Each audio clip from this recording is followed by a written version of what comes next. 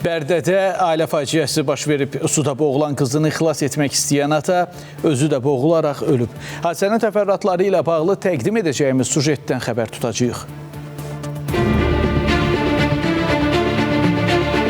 Qızı gedib kanalın qırağına, bu da dalayacaq gedib.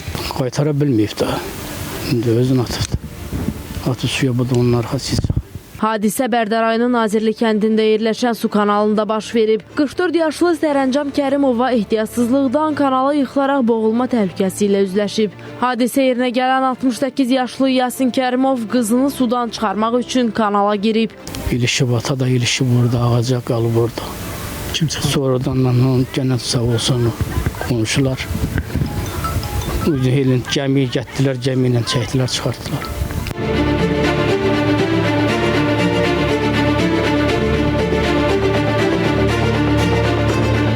Qız özünü atıb, da onun arxasıca atıb ki, öz balasını xilas edəsin.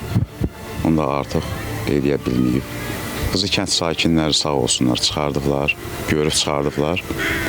Amma müəllimi çıxartmaq mümkün olmayıb. Hazırda faktla bağlı Bərdər rayon prokurorluğunda araşdırma aparılır. Emin Babayev, Diana Cəlali, Loğman İsmailov, Spice xəbər Bərdə.